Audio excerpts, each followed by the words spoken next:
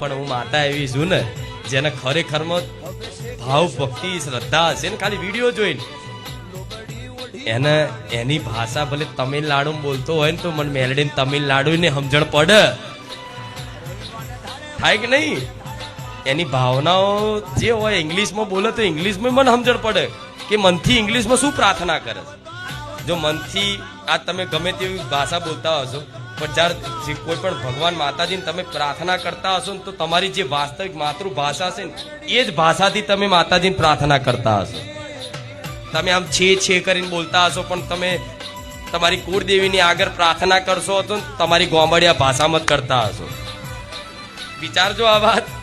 ભલે ભાઈ ઓફિસમાં છે છા કરતા એકચ્યુઅલી ફેક્ચ્યુઅલી કરતા પણ જયારે માતાજી આગળ પ્રાર્થના કરવાની થશે ને તારે તો પોતાની દેશી ગામડાની ભાષા કાઠિયાવાડી હશે તો કાઠિયાવાડીમાં, બનાસકાંઠાનો હશે તો બનાસકાંઠાનો, ચલોતરનો હશે ચલોતરની ભાષામાં, અને આમ પંચમહાલ વિસ્તારનો હશે દેવગઢ બારિયાન ગોધરા દાહોદ બાજુનો તો એની ભાષામાં હું માતા વાપરી લઉં છું.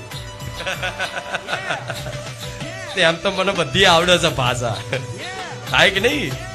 હા, તો એવી રીતે બહારના રાજ્યોમાં જે ભાષા મતલબ થી લોકો જોડાય છે આ બધા કહેશે કે માડી પણ આ વ્યવસ્થા તો હોવી જોઈએ. એમને ગીત થોડું ગાયું છે, ભારત તણિયા ભોમકામાં ઇતિહાસ ને પાને ચડી. ગીત મેં ગાયું નહીં, મેં ગવડાવ્યું છે. હા, ઇતિહાસ તો લખાઈ ગયો, ઇતિહાસ બનાવવા નહીં બેઠી, ઇતિહાસ તો લખાઈ ગયો. કેમ લખાઈ ગયો? અનંત પરચા, અનંત પરચા, એની કોઈ સીમા નહીં. આટલી બધી મોટી ભરી સભા અને ભરી સભામાં આટલું શાંતિમય વાતાવરણ રાખી બધા ભક્તોના મુખે હરખ ને ઉત્સાહ લાવી અને એ હું રામવારી મેલડી બેઠી છું.